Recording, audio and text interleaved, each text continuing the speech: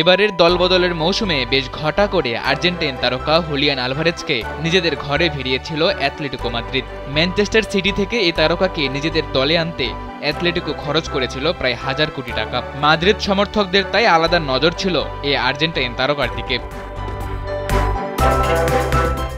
অভিষেক ম্যাচে 15 মিনিটের জন্য মাঠে নেমেছিলেন আলভারেজ, তবে ভক্তদের এনে দিতে পারেননি তেমন কোনো আনন্দের মুহূর্ত।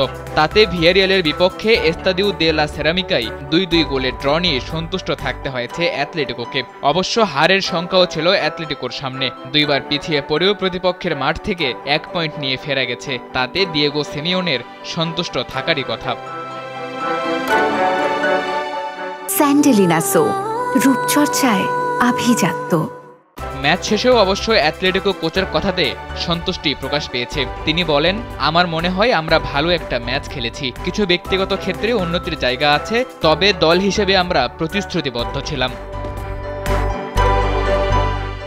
গত মৌসুমে লিগ পয়েন্ট তালিকায় 4 নম্বরে থাকা অ্যাটলেটিকো মাদ্রিদ এবার বেশ কয়েকটি পরিবর্তন এনেছে দলে। আলভারো মোরাতা, স্টেফান সেভিচ, মেমফিস ডিপাইয়ের মতো ফুটবলার দল ছেড়েছেন। দলে এসেছেন আলভারেজ, আলেকজান্ডার সরলত, রবিন লেনর্মা। এই 3 ফুটবলারেরই কাল অভিষেক হয়েছে। অভিষেক ম্যাচে গোল পেয়েছেন সরলত, যে গোলেই মূলত কাল পয়েন্ট ভাগাভাগি করতে পেরেছে অ্যাটলেটিকো।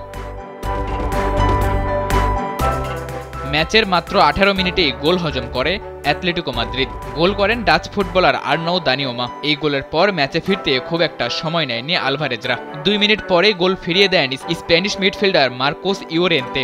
37 মিনিটে ককের আত্মঘাতী গোলে আবারও এগিয়ে যায় ভিয়ারিয়াল। যদিও দায়টা বেশি ছিল গোলরক্ষক ইয়ান ওবলাকের। অ্যালেক্স বায়েনের করা ক্রস ওবলাক নিয়ন্ত্রণে রাখতে পারেননি। প্রথমার্ধের যোগ করার সময়ে হেডে গোল করে দলকে সমতায় ফেরান অভিষিক্ত সরলত। দ্বিতীয়ার্ধে গোল করার জন্য দু দলই হয়ে ওঠে মরিয়া। ম্যাচের শেষ 15 মিনিট থাকতে 1000 কোটি টাকার আলভারেজকে মাঠে নামায় অ্যাটলেটিকো কোচ দিয়েগো সিমিওন। তবে তাতেও হয়নি কাজ। শেষ পর্যন্ত 2-2 গোলের ড্রতেই শেষ হয় ম্যাচ। প্রতিপক্ষের মাঠ থেকে 1 পয়েন্ট নিয়েই সন্তুষ্ট থাকতে হয় মাদ্রিদকে। সাদাতুর রাফি, কালবেলা।